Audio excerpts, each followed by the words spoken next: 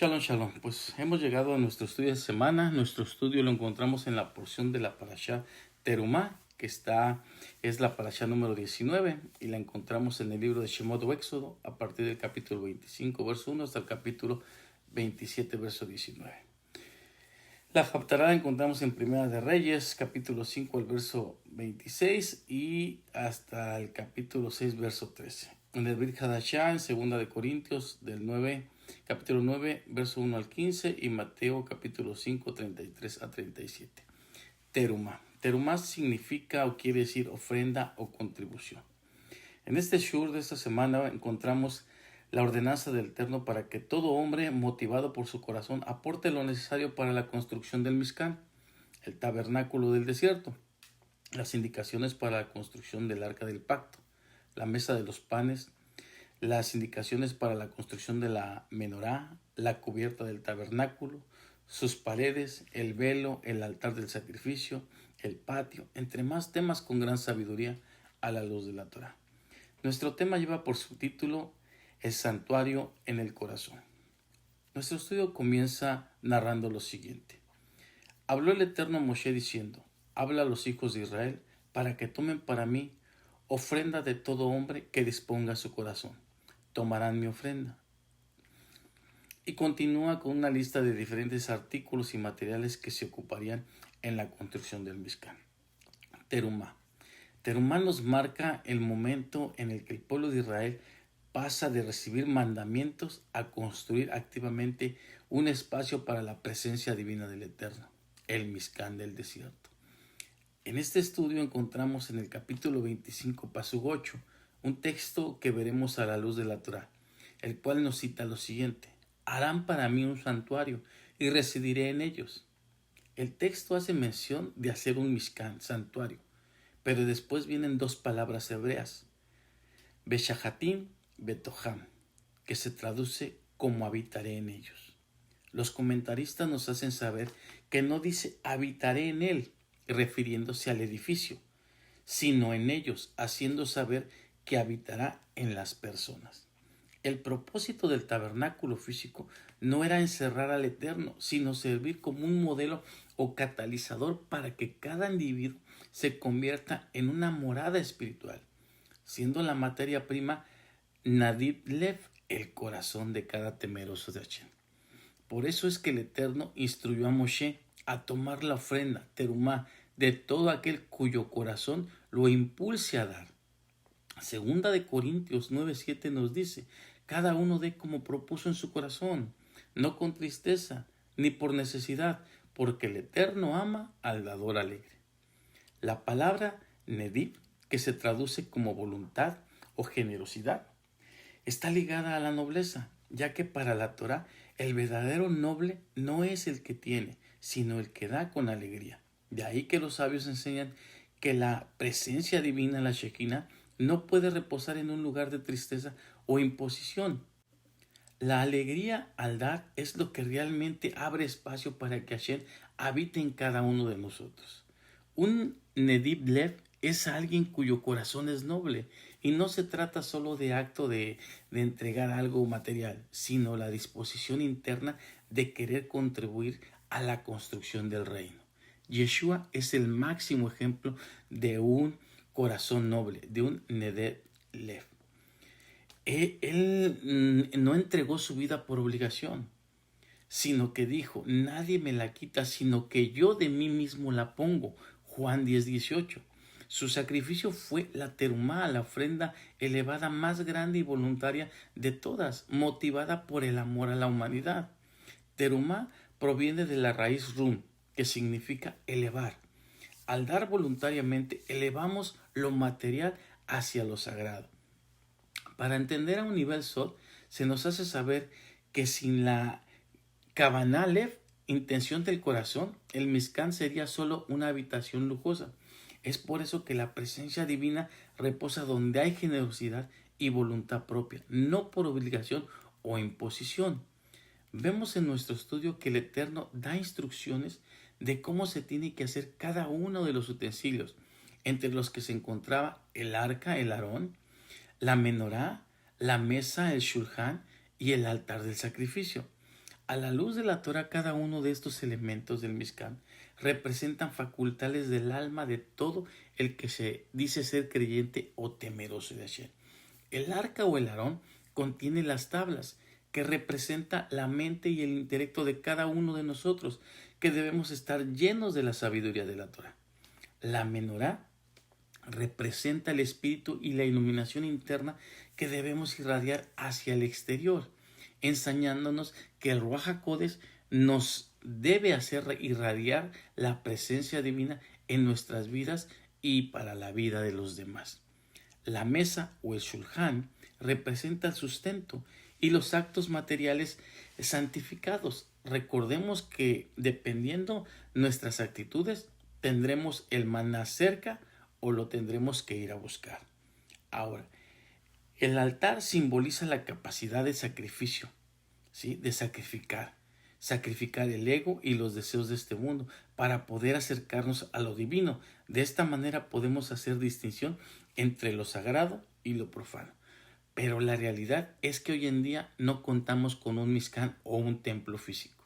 Y de ahí que se nos enseña que al estudiar Torah y hacer tefilá, la oración, el altar se traslada a la mesa de cada familia temerosa de Hashem.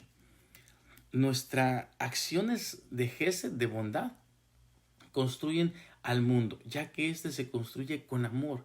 Cada acto de entrega que sale del corazón con bondad y amor es una donación de materiales para ese santuario interno. Si bien se nos enseña que el arca del pacto, el Arón HaKodesh, es el corazón del Mishkan, y su diseño es un retrato profético de la naturaleza y misión de aquel que vino a dar su vida como ofrenda perfecta, el arca estaba construida de madera de acacia, revestida de oro puro por dentro y por fuera. La acacia es una madera incorruptible y resistente, representando la humanidad perfecta y sin pecado de nuestro Mashiach Yeshua, mientras que el recubrimiento de oro representa su deidad y realeza como el Rey de Justicia o Mashiach ben David. Pero también aprendemos que la madera de acacia, como se nos ha enseñado, es una madera dura, pero también moldeable, resistente a todo tipo de clima y temperaturas, dándonos un ejemplo de cómo debe de ser el temeroso de Hashem, que debe de ser resistente a todo tipo de tentación y todo tipo de tempestad, y moldeable para el servicio de Hashem. El recubrimiento de oro por fuera y oro por dentro representa que cada temeroso de Hashem debe de seguir igual por dentro y por fuera. Lo que representa su exterior tiene que morar en su interior. Pero uno de los misterios de la Terumá es que hoy en día, al no contar con un arca física, pero gracias al Eterno, la Torah hoy no la encontramos en las tablas de piedra dentro del Arón, sino sobre nuestros corazones, como nos lo cita Devarim o Deuteronomio en el capítulo 6 del 6 a 7. Y estas palabras que yo te mando hoy estarán sobre tu corazón, y las repetirás a tus hijos, y hablarás de ella estando en tu casa y andando por el camino, al acostarte y cuando te levantes. Sobre tu corazón. Notamos que no dice dentro, sino sobre tu corazón. Los sabios dicen que las palabras se ponen sobre el corazón para que cuando éste se abra por la alegría o el arrepentimiento, la Torah caiga y entre en lo más profundo de nuestro ser. Este pasuk nos ordena que necesitamos convertirnos en un arca viviente. La repetición a los hijos es el proceso de proporcionar la herencia de la Torah y revestir de oro a la siguiente generación. Al igual que la menorá en el Mishkan debía arder continuamente, la palabra del Eterno en nuestro corazón, y al expresarla con la boca se mantiene encendida la luz espiritual de nuestro hogar. Como seguidores de Mashiach, nosotros somos ahora no solo un templo viviente, sino que dentro de nosotros está esa arca que debe de guardar el testimonio de Hashem, al tiempo que la llevemos de día y de noche y en cualquier lugar que nos encontremos. Y de esta forma podemos ser luz, no solo en nuestro hogar, sino donde quiera que nos encontremos, ya que de esta forma la luz hace que la oscuridad desaparezca. Y al desaparecer la oscuridad, Todo lo que no podíamos ver se vuelve visible a la luz de la Torá.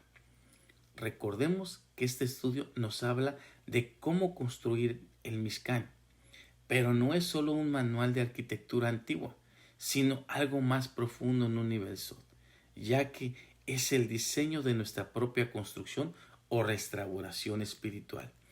En los pasuk o versos 23-30 del capítulo 25 nos hace saber sobre el shulchan, la mesa de los panes de la preposición. Se nos enseña que el shulchan representa desde una manera espiritual el canal del sustento y la abundancia en el mundo, ya que el shulchan no es simplemente un mueble para colocar pan, es el motor espiritual de la economía y la nutrición, tanto física como espiritual. La mesa estaba hecha de madera de acacia, revestida de oro, desde una profundidad en lo más íntimo de la Torá. Se explica que el shulchan representa el aspecto de Malhut, el reino, siendo la sefirá que recibe de arriba para distribuir a los mundos inferiores. Ahora, el Talmud en Menachot 96b menciona que el shulchan había en él un milagro constante, y aunque los panes se horneaban días antes, se mantenían calientes y frescos al ser retirados del shulchan cada que se iban a comer. Esto nos enseña que la bendición del Eterno no reside en lo que ya tenemos, sino en la capacidad de que lo material trasciende a lo espiritual.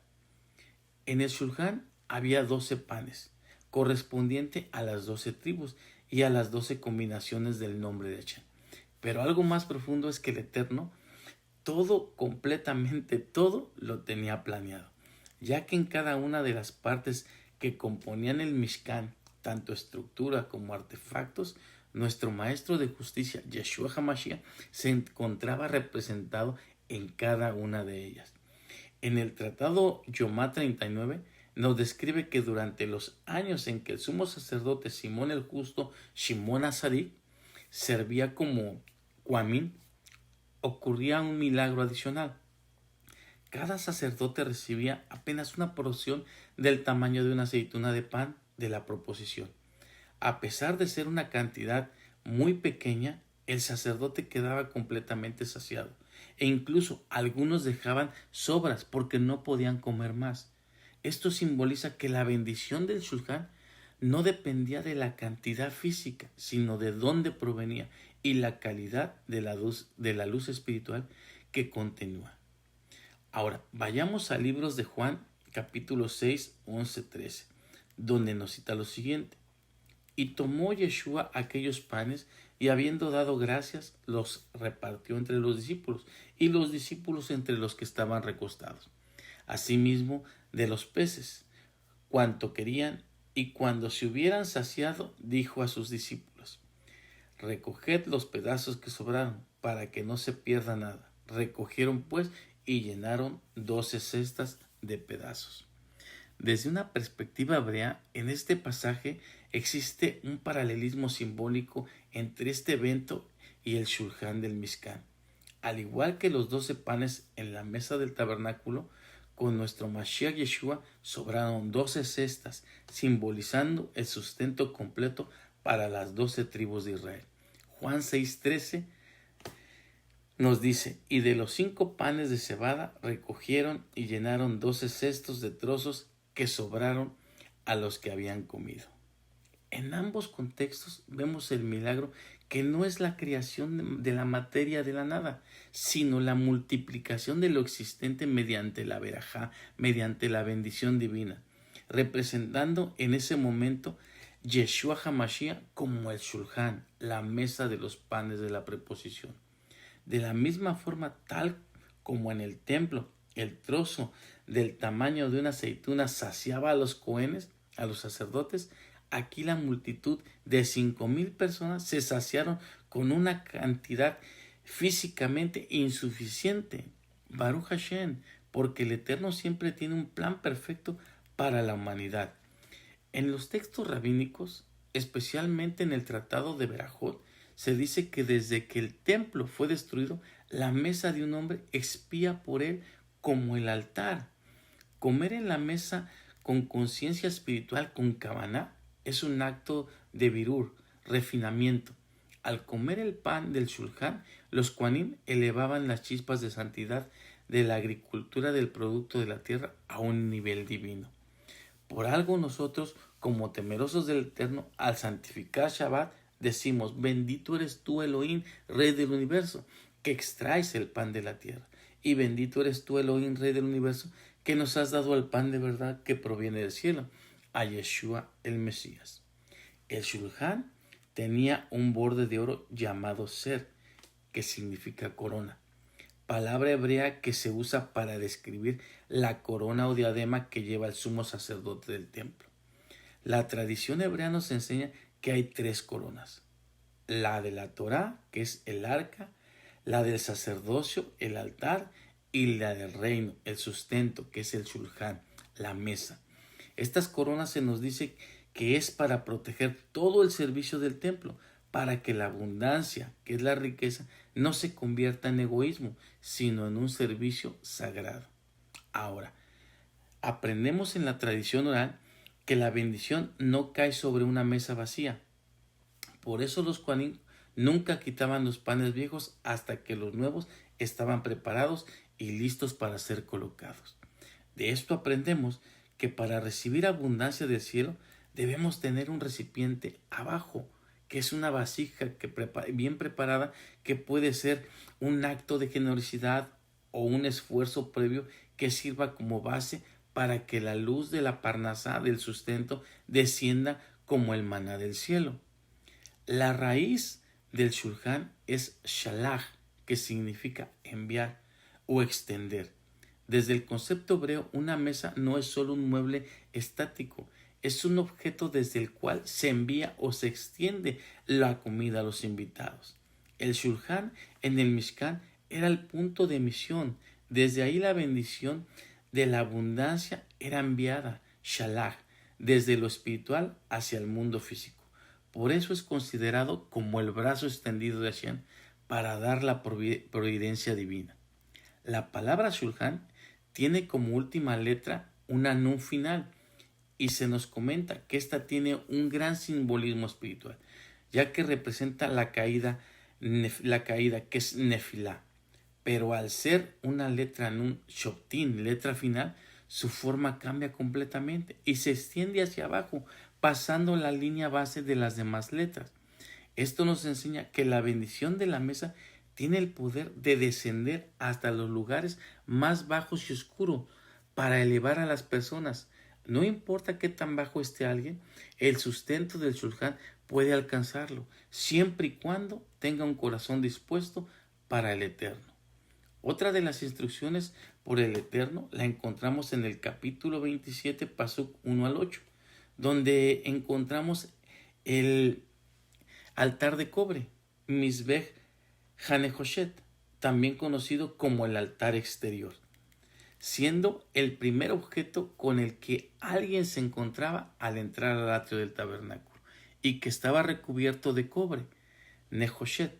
Con la tradición judía, cada material tiene un significado especial, mientras que el oro del interior representa la divinidad y la pureza. El cobre exterior está relacionado con la capacidad de resistir. Así como el altar exterior era resistente al fuego, el cobre nos recuerda a la Nahash Enojeshet, la serpiente de cobre, que Moshe levantó en el desierto para sanar al pueblo, y que no murieran por las mordeduras de las serpientes venenosas. Así como el cobre resiste el fuego sin consumirse, Yeshua absorbió el fuego de la justicia divina. Él es el cobre que no se deshace ante el juicio, permitiendo que nosotros, que somos frágiles, no seamos consumidos. Al entrar al atrio del tabernáculo, lo primero que se miraba era el altar. Al igual que las personas que eran atacadas por la serpiente tenían que mirar a la serpiente de cobre, de lo contrario, si no lo hacían, morirían. Hoy la serpiente antigua segrega su veneno en los seres humanos y trae muerte espiritual por causa del pecado. Juan 3:14 nos cita: y como Moshe levantó la serpiente en el desierto, así es necesario que el Hijo del Hombre sea levantado para que todo el que cree en él tenga vida eterna. Veamos que el altar de cobre no estaba en el lugar santísimo, sino afuera, a la vista de todos. Esto nos enseña que no se puede acceder a la presencia de Hashem, al lugar santísimo, sin pasar primero por el altar del sacrificio. No podemos tener intimidad con la Kadosh Baruj Hu sin un sacrificio previo. Debemos entender que Yeshua nuestro Mashiach fue ese altar exterior. Él padeció fuera de la puerta, como nos lo cita Hebreos 13:12, por lo cual también Yeshua, para sacrificar al pueblo por su propia sangre, padeció fuera de la puerta. Su sacrificio es el punto de partida. Nadie llega al Padre si no pasa primero por el fuego del altar, que purifica sus faltas. Juan 14:6. Es una de las declaraciones más poderosas de Yeshua, donde se revela como el cumplimiento del diseño del tabernáculo, el camino hacia la presencia del Eterno. Yeshua le dijo: yo soy el camino y la verdad y la vida. Nadie viene al Padre sino por mí. Desde la perspectiva que estamos estudiando, esta frase no es solo una afirmación teológica, sino una descripción del Mishkan, el camino. Nadie podía entrar al santuario sin pasar por la única puerta y el altar de bronce. Yeshua es ese sacrificio que abre el camino. La verdad, representada por la menorá, la luz que iluminaba el interior, y el shulchan, la mesa del pan, la provisión. Él es la luz y el sustento verdadero. La vida donde residía la Shejinah, la presencia divina sobre el arca, al desgarrarse el velo con el sacrificio de Yeshua, nos da acceso a la vida eterna y poder estar ante la presencia de Akadosh Baruj Hu. El altar tenía un fuego continuo, que se dice en hebreo Esh Tamid. La Torah ordena el fuego arderá continuamente en el altar, no se apagará. Lo vemos en Levítico 6:13. Los sabios explican que aunque el fuego descendió del cielo, era deber del hombre alimentarlo cada día. Esto representa el constante deseo de la Teshuvá, retornar a Elohim de Israel. Y gracias al sacrificio de Yeshua, que aún tiene vigencia, debemos mostrar que el fuego de su amor y su justicia sigue encendido para recibir nuestra ofrenda de arrepentimiento en cualquier momento. Hoy todos estamos fuera del tabernáculo por nuestras faltas, es decir, nos encontramos fuera de esa presencia divina. Si bien un inocente ocupa el lugar del culpable en el Mizbeach, altar de sacrificio, ese cordero inmolado que dio su vida por cada uno de nosotros, se nos está enseñando que aquella persona que temía por su vida podía correr al tabernáculo y asirse de los cuernos del altar para pedir misericordia. En Lucas 1, 69 al 71 existe un término que en hebreo se dice Keren Yeshua, el cuerno de salvación, y nos levantó cuernos de salvación en la casa de David su siervo, tal como lo habló desde el principio la boca de sus santos profetas, salvación de nuestros enemigos y de la mano de todos los que nos aborrecen. Cuando el alma está atribulada y cansada de sus errores, se aferra por fe a la fuerza del sacrificio de Yeshua. Nos aferramos a ese altar que está ahí para todo aquel que busque refugiarse en él. Pero aquí hay algo muy importante. Nadie puede disfrutar de la mesa del shulchan, de la que hablamos antes, aquella que es de bendición, si primero no hemos pasado por el altar. El pan es para los temerosos de Hashem y los herederos de la promesa, pero nos convertimos en herederos a través del sacrificio que nos limpia de toda inmundicia. Pero el camino no termina en el fuego. El propósito del sacrificio es la comunión. Una vez que somos purificados en el altar, somos invitados al shulchan, ahí donde el Salmo 23 se hace realidad. Dios endereza una mesa para nosotros. Ya no somos extraños bajo su juicio, sino hijos sentados a su mesa, donde el pan de la proposición Yeshua, el pan viviente, está siempre presente y donde nuestra copa está rebosando. Baruch Hashem. Así como el oro cubría la madera de acacia, tenemos que reflexionar, ¿estamos permitiendo que el oro cubra nuestra madera?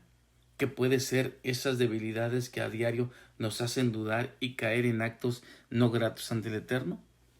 Terumá nos dice que debemos identificar un área de nuestra necesidad, ¿sí? De nuestra vida, que sea necesario revestirse con oro. Quizá nuestro carácter, nuestro pensamiento, el desánimo, la baja autoestima, la escasez, etc. Debemos reflexionar realmente qué es lo que hay guardado en nuestro interior. ¿Guardamos el rencor, la falta de perdón, el resentimiento o guardamos la palabra del Eterno y el maná que a diario llega a nuestras vidas? Recordemos que el Tejilino Salmo 119:11 nos dice, en mi corazón he guardado tus dichos para no pecar contra ti. Terumá. Terumá nos deja una gran enseñanza de cómo debe de ofrendar, cómo debemos de ofrendar. Y no hablo de cuestión de macer, de diezmo, porque todo aquel que se dice conocer de Elohim o un temeroso de Hashem, sabe qué es lo que tiene que hacer para que las compuertas de los cielos se abran y descienda la bendición. Me refiero a cómo está demotivado nuestro corazón para dar esa terumá, esa ofrenda digna y agradable al cielo. Cómo nos encontramos hoy para dar un abrazo a nuestra pareja, a nuestros hijos, a nuestros padres. ¿Cómo está nuestro corazón para dar ese estrecho de mano a los demás? ¿Cómo está nuestro corazón para expresar esas palabras por nuestra boca? ¿Cómo está nuestro corazón para compartir algo con los demás? Esa ofrenda que demos en este día o en los días siguientes, que sea realmente motivada por nuestro corazón y no por obligación. Para finalizar, quiero hacer una pequeña oración para que seamos iluminados a través de la luz de la Torah. Padre Celestial, Elohim de Abraham, de Isaac y de Jacob, me acerco hoy a las puertas de su santuario con un corazón humilde. Reconozco que necesito motivación en mi corazón para ofrendar con alegría. Gracias por enviar a Yeshua, quien como el cordero puro se entregó sobre el madero para hacer mi redención. Confieso que solo su sacrificio tiene el poder de transformar mi culpa en libertad y mis cenizas en belleza. Límpianos con el fuego de tu presencia divina, que lo que tú has hecho por nosotros no sea solo un recuerdo en nuestras mentes, sino una realidad en nuestros corazones, y que nos apartemos de los placeres de la vida y de la contaminación de este mundo. Permítenos acercarnos a ese lugar santísimo donde mora tu presencia. Gracias por preparar mesa delante de nosotros y por ungir nuestras vidas con ese aceite de tu alegría. Hoy decidimos vivir con un corazón dispuesto y ofrendar nuestra vida para caminar dignamente en obediencia a tus decretos. Y por ese alimento que día con día tú nos provees, ya que es mejor ser sostenido por tu mano amplia y sagrada, porque hasta el día de hoy no nos faltó ni nos faltará nada. Sabemos que nuestros méritos no son suficientes, pero los méritos de nuestro justo Mashiach sí lo son. Por eso es que en sus méritos te lo pedimos. Amén y amén. Baruch Hashem, que el Eterno bendiga sus vidas, esperando que este estudio haya sido de bendición a cada uno de ustedes, y nos vemos en el próximo shur. Shabbat Shalom.